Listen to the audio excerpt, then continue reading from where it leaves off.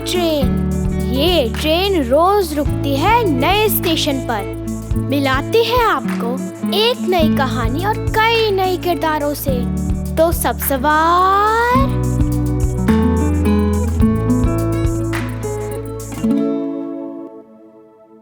आज की हमारी कहानी है रेख्ता फाउंडेशन से। कहानी का शीर्षक है एक पुरानी कहानी और इसे लिखा है कुर्तलैन हैदर ने। लाखों बरस गुजरे।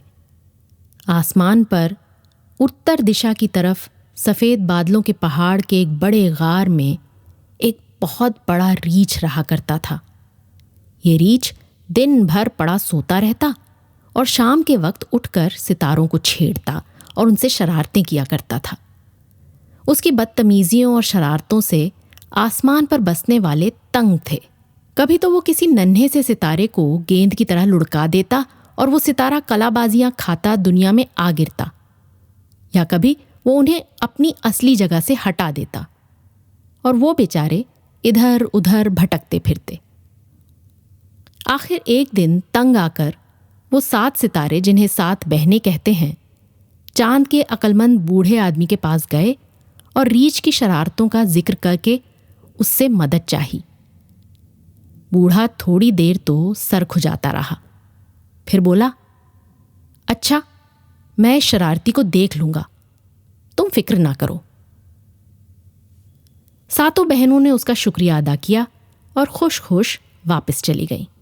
दूसरे दिन चांद के बूढ़े ने रीछ को अपने करीब बुलाकर खूब डांटा और कहा कि अगर तुम ज्यादा शरारत करोगे तो तुमको आसमानी बस्ती से निकाल दिया जाएगा। क्या तुम्हें मालूम नहीं कि नन्हे मुन्ने सितारों की रोशनी से दुनिया में इंसान और जहाज अपना अपना रास्ता देखते हैं, लेकिन तुम उन्हें रोज खेल खेल में खत्म कर देते हो। तुम्हें यह भी मालूम नहीं कि जब ये सितारे अपनी असली जगह पर नहीं रहते तो दुनिया के मुसाफिर और जहाज रास्ता भूल जाते हैं। मियाँ रीछ ने इस कान सुना और उस कान निकाल दिया और कहकहा मार के बोला, मैंने क्या दुनिया के जहाज़ों और मुसाफिरों की रोशनी का ठेका लिया है जो उनकी फिक्र करूं। ये कहकर रीछ चला गया। जाने के बाद बूढ़े ने बहुत देर सोचा कि इस शरारती को किस तरह काबू में लाऊं। फौरन उसे ख्याल आया कि ओरायन देव की मदद लेनी चाहिए। ओरायन देव एक ताकतवर सितारे का नाम था जो उस जमाने में बहुत अच्छा शिकारी समझा जाता था और उसकी ताकत की वजह से उसे देव कहते थे। ये सोचकर बूढ़े ने दूसरे दिन ओरायन देव को बुला भेजा। उसके आने पर बड़ी देर तक दोनों में कानाफूसी होती रही। आखिर ये फैसला हुआ कि वो आज शाम रीछ को पकड़ने की कोशिश करे।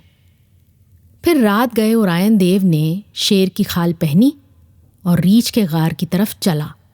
जब रीछ ने एक बहुत बड़े शेर को अपनी तरफ आते देखा तो उसके होश उड़ गए और वो नन्हे मुन्ने सितारों से बनी हुई उस सड़क पर जो परियों के मुल्क को जाती है और जिसे हम कहकशां कहते हैं, बेतहाशा भागा।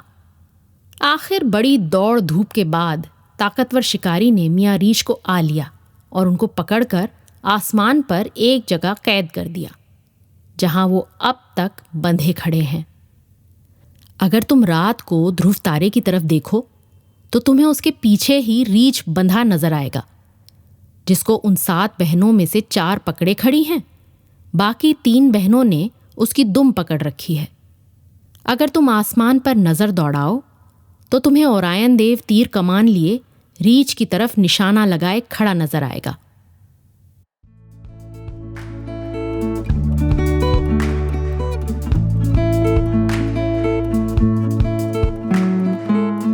आशा है ये कहानी आपको पसंद आई होगी। ये कहानी आपके लिए लाए रेख्ता, नई धारा और प्रथम।